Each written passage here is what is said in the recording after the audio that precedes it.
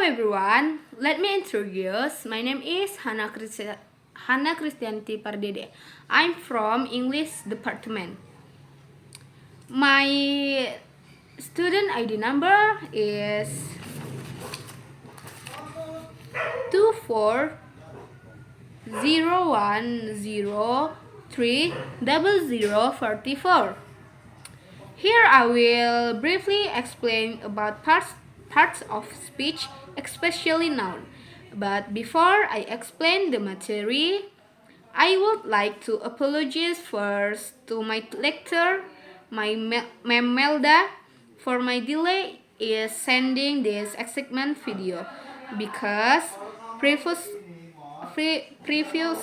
I had an accident that made me hospital and I become less confident because of my teeth. Thank you, ma'am.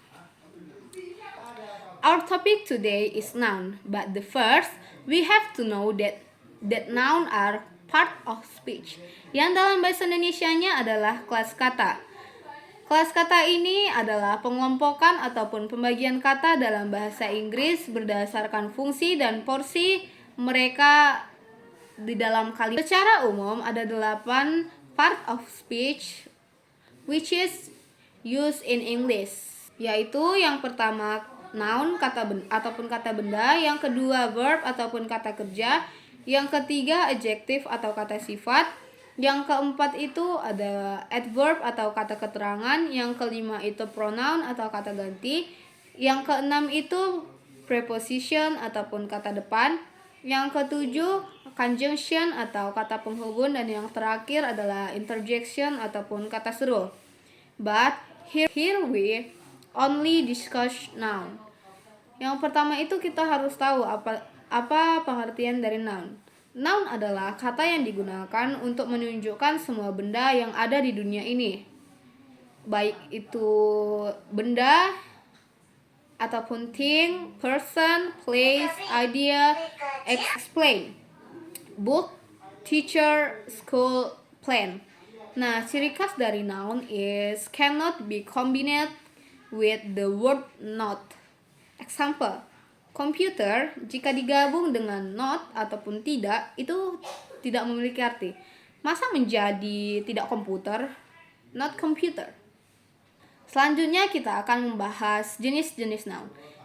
Di dalam bahasa Inggris jenis noun itu cukup banyak. Nah, noun bisa dibedakan berdasarkan its form, method of formation, quantity, dan lain-lain. Nah, mari kita simak jenis-jenis noun secara lebih detail lagi. Yang pertama itu adalah common noun and proper noun. Common noun refers to a common noun that does not refer to a specific name or individual. Common noun biasanya tidak diawali dengan huruf kapital kecuali dia menjadi bagian dari frasa yang lebih besar atau terdapat pada awal kalimat. For example, dog, book, city, car, and teacher. Sedangkan proper noun adalah kata benda yang menunjuk pada nama khusus, person, place, or object. Proper noun selalu diawali dengan huruf kapital. For example ataupun contoh dari proper noun adalah John. John itu menerangkan nama orang. Terus selanjutnya Microsoft. Microsoft adalah nama dari sebuah perusahaan besar. London itu menunjukkan nama kota, dan Mona Lisa itu menunjukkan sebuah lukisan. In Indonesian, common noun and proper noun dapat diterjemahkan sebagai kata benda umum dan kata benda khusus. Yang kedua itu ada countable noun, uncountable noun, mixed noun. Yang pertama kita bahas adalah countable noun. Countable noun is a type of noun that can be counted and expressed in singular or plural form.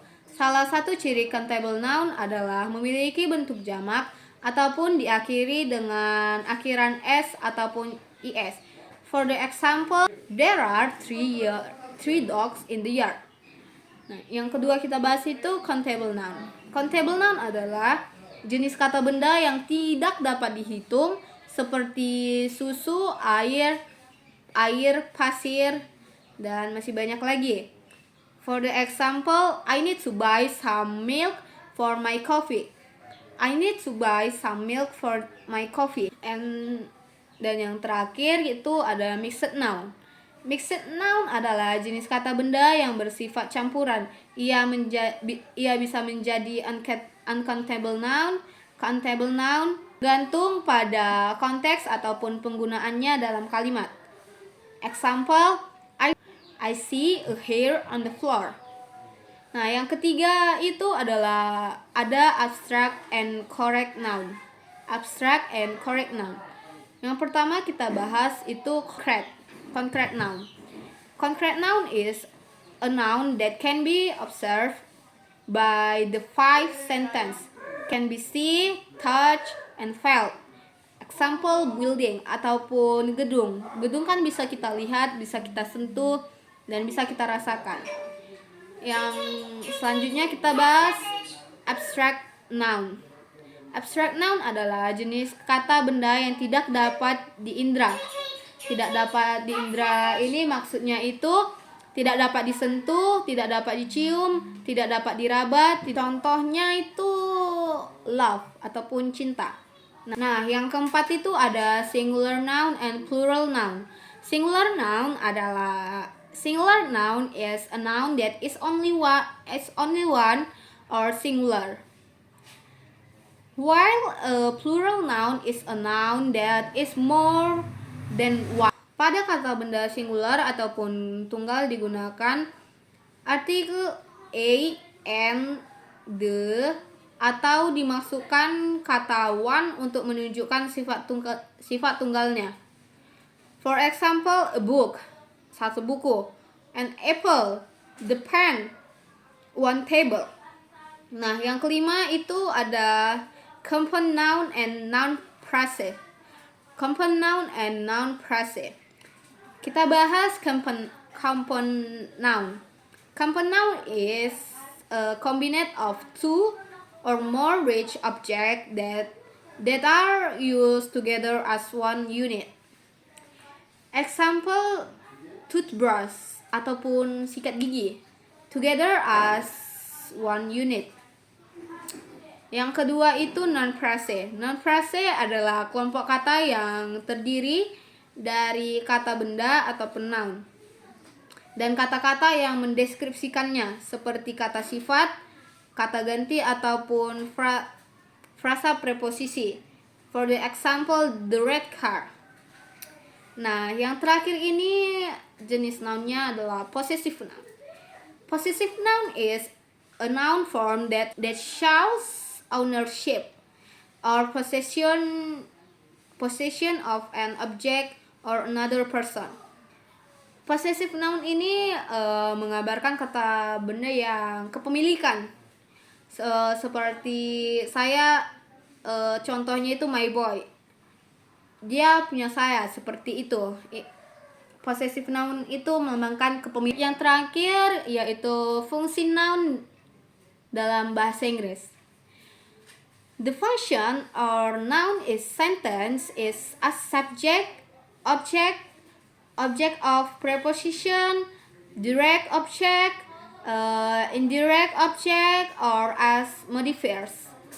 Nah, itu adalah ringkasan saya ataupun yang saya tanggapi dari penjelasan Melda tentang noun. Dan ini sumbernya saya ambil dari ada satu buku juga sebagai tambahannya. Nah, sekian video penjelasan saya tentang noun. Saya mohon maaf apabila ada kesalahan kata yang saya sebutkan dalam pengucapan bahasa Inggris ataupun pengucapan artinya. Sekian video dari saya mengucapkan terima kasih banyak. Sampai jumpa.